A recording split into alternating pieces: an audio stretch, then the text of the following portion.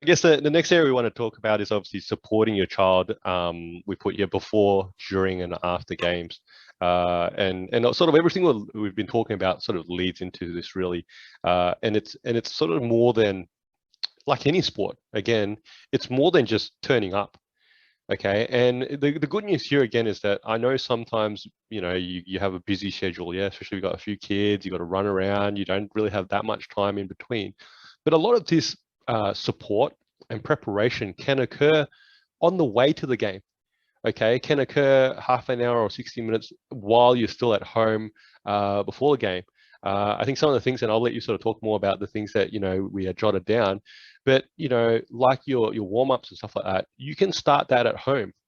Okay, you can start that at home. Okay, and again, it's developing the fundamentals. Okay, the fundamentals are, obviously not only fundamentals of the sport, but the fundamentals of leading into sport.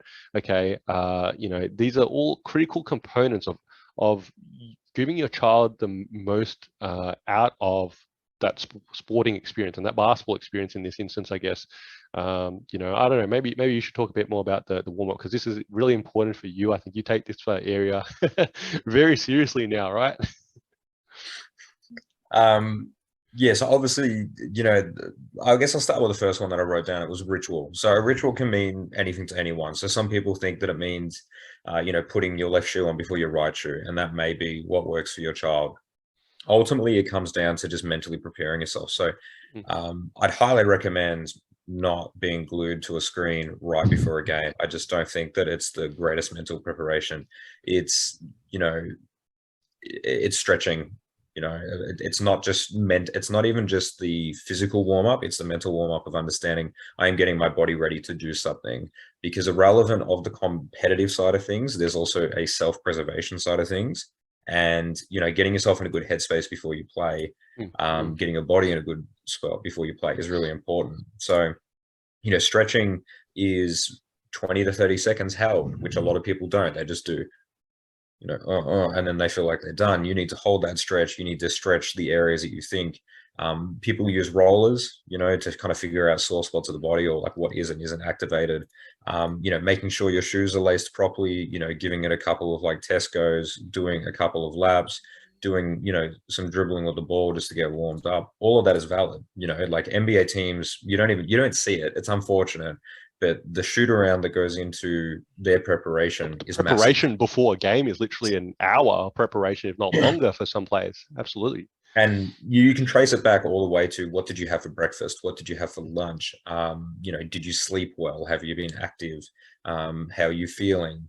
What did you have for dinner the night before? There's a lot of things that go into that, and level of education really dictates the understanding behind that. But um, you know, giving your child a sense of control over something before a game, which is legitimately designed to have 10 people try to control one thing, is also kind of beneficial because there can be some anxiety, for performance, right? Like, okay, I'm worried like today's the final or today's a big game or, today I want to do this, or we know that we don't have this player because they're away today. So, there's controlling that. If you come into a game knowing I've laced my shoes the way I want to, I did my warm up, I had my banana before the game, whatever it may be, Yep. you are already feeling more confident stepping onto the court than you would if you just like, I was playing Subway Surfer 2 minutes before the game and I haven't got my shoe tied up properly. Let me just quickly do it now.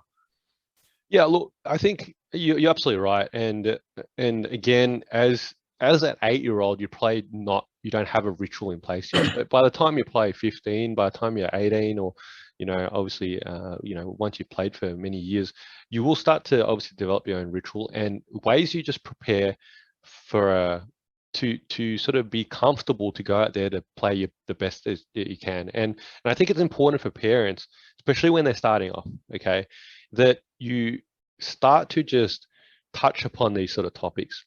I know before games, I'd often say to the kids things like, why don't you go shoot around a bit and get warmed up, and just, it's not necessarily even stretching. It's just going out there, like you alluded to, instead of playing games or the computer or PlayStation 30 minutes for the game, they'll be much better off probably out the front shooting free throws. Okay, or obviously, in the driveway shooting free throws or layups or something like that. It's also there's a mindset that I think you touched upon as well, that again, as a parent, you can really start to I don't know, start to begin that conversation. And again, it doesn't happen at that age. That's the point. It's something that you start that conversation at 8, and if it pays off, 5 years later when they're 13, or 10 years later when they're 18, then it's a huge payoff where they're starting to think about what they want to do in a game.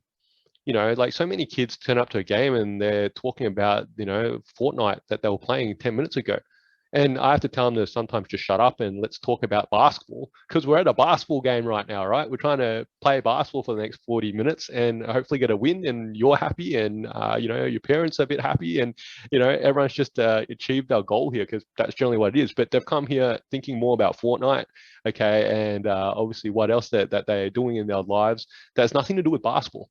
Okay, and I think that's an important part where, again, if you sort of guide your kids in that sort of direction, those 30, 60 minutes before the game, on the drive to the game and things like that, I think that can really help them, really help them sort of get ready for, to perform their best ultimately, whatever that might be for them.